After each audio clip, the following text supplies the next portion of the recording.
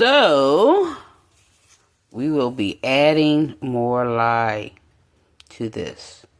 See all of that oil that did not saponify.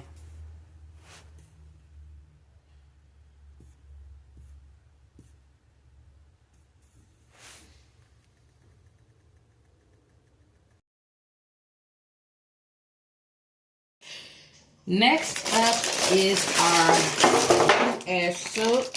This is part of our American Black Soap series. This is our blue ash soap. American blue soap. So let's slice her up and see what she looks like.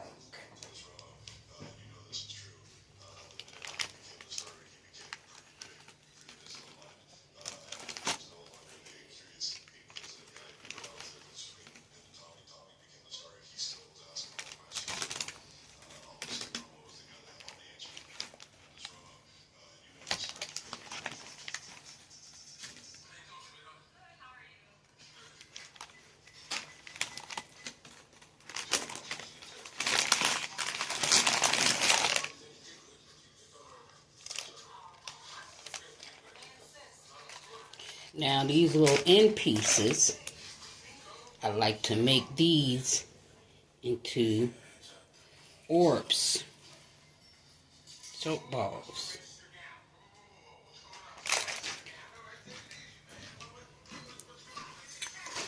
I hand form all my orbs, let them dry as usual. The orbs last about, I would say, 2 weeks longer than a bar of soap.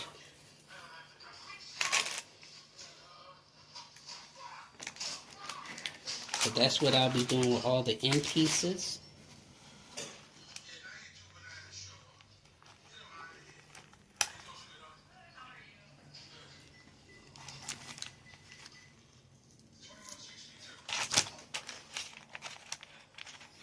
Okay.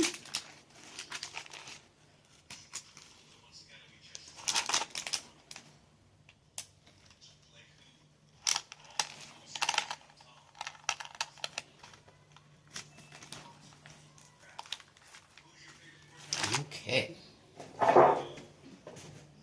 So I like to put my soap into shoe boxes to let them dry and cure. The shoe box kind of absorbs some of the glycerin as it sweats off. Leave you with a nice dry piece of soap.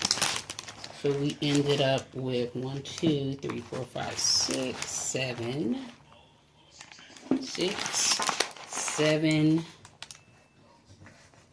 8 regular sized bars.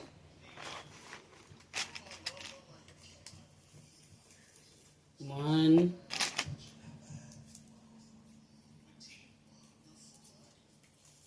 And this soap leaves my skin feeling so, as I was processing it and everything, because this soap also did not come out perfect. I had to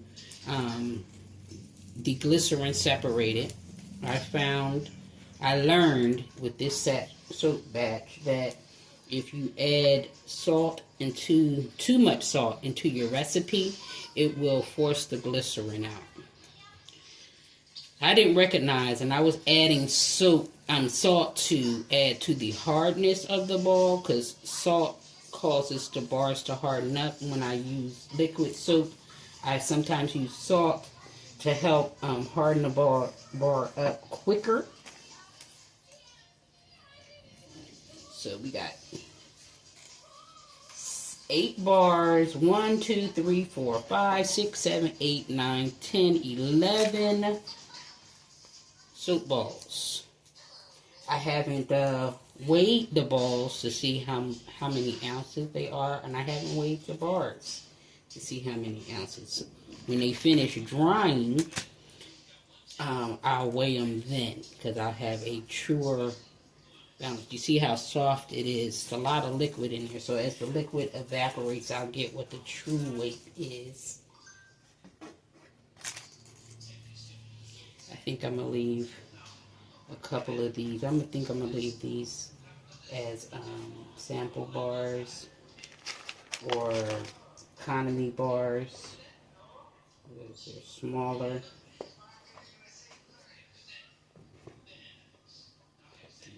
Here. 1, 2, 3, 4, 5, 6, 7, 8. New beginnings. We'll have 8 balls.